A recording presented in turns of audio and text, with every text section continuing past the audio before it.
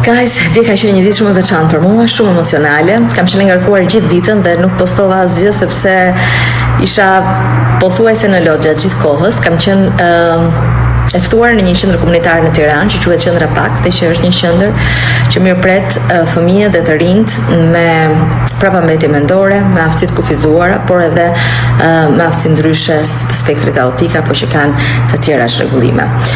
Zgjodha që të marr fëmijët dhe të shkoj te Banas, të gatuanim bashkë për të bërë një aktivitet. Gatuam qindra pasta për gjithë të rriturit. Pastaj u drejtuam tek qendra, aty ku na prisnin 50 e sa persona, të cilët frekuentonin qendrën dhe merrin shërbimet sociale që ofroheshin aty çdo ditë, nga ora 8 e mëngjesit deri në orën 8 të darkës. Na priti një zonë që quhej Shpresa. Shpresa ishte menaxherja. Shpresa ishte nëna e një djali të spektrit autik. Shpresa ishte siç u thash, nëna një djali të spektrit autik që sot ishte 25 vjeçar.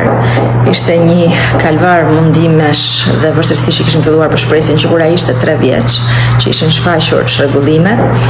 Shumë e vështirë për të menaxhuar, por shpresa bënte maksimumin, jo vetëm për djalin e saj, por si duhet kjo e kishte frymëzuar që të kujdesej dhe të përkushtohej absolutisht 100% për këtë qendër, që më priste këta të rinj,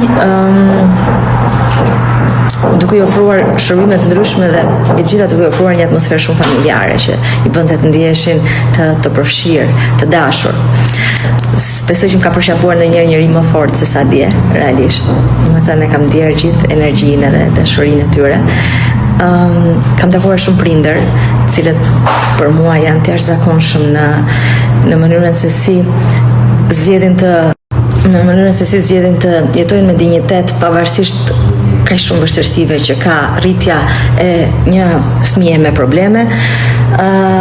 Ishin shumë dashur, ishin shumë të mirë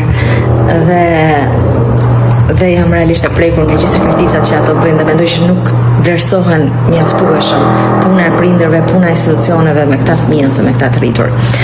Unë nuk bëra absolutisht asgjë, përveç se ndoshta i dhurova një ditë ndryshe, por jam e sigurt që nëse këto foto që unë do postoj, këto video që unë do postoj bëhen virale, dhe shpresoj shumë të bëhen virale, shumë tepër se sa videot idiote që bëhen virale në rrjetet tona sociale, të shkojnë tek sa më shumë njerëz që marrin pak nga koha e tyre për t'u adhuruar këtyre të rinjve ose këtyre fëmijëve për të kaluar një ditë ndryshe.